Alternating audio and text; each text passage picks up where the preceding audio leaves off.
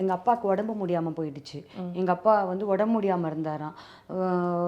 என்னோட 2 பொண்ணுங்களும் ஸ்கூலில் போய் அழுதுருக்காங்க தனியாக. இன்னொரு பொண்ணு வந்து அவங்க அக்கா தான், எல்லாத்தையும் ஷேர் பண்ணிக்கிற மாதிரி ரிலேஷன்ஷிப் தான் எனக்கு, தியாக்கு, தஷ்மிக்கு. ஆனால் அவகிட்ட கூட சொல்லலை. 4 நாள் 4 நாள் கழிச்சு தான் தியாக்கே தஷ்மி இஸ் ஆல்சோ ஹர்ட்ன்னு வந்திருக்கு. தியா உட்காந்துட்டு ஒரு நெகட்டிவ் கமெண்ட்டையும் டிலீட் பண்ணியிருக்கா. அதுக்குள்ளே போகும்போது அது ஒரு வலி கொடுக்கும் இல்லைங்க. என்னங்க, எல்லாருக்கும் அம்மா இருக்காங்கல்ல. அது எப்படி அதை நீங்கள் ஒருத்தவங்களுக்கு செய்வீங்க? இவ்வளோ ஈஸியாக பண்ணிட்டு போயிடுறீங்க. இப்போது எப்படி அன்பு தப்புன்னு சொல்கிற மாதிரி, அன்பு தப்புன்னு சொல்கிற உலகத்தில் தான் இதெல்லாம் சாத்தியப்படும்னு நினைக்கிறேன் நான். ஈஸியாக பண்ணுறீங்க. நீங்கள் எப்படி பண்ணுவீங்கன்னு எனக்கு தெரியல.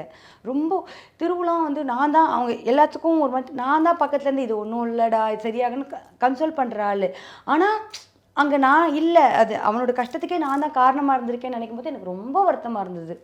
எனக்கு உண்மையிலே சொல்கிறேன், நான் பிக் பாஸ் போனது உள்ளே இருந்தது எனக்கு ஒரு செகண்ட் கூட எனக்கு வருத்தமே கிடையாது.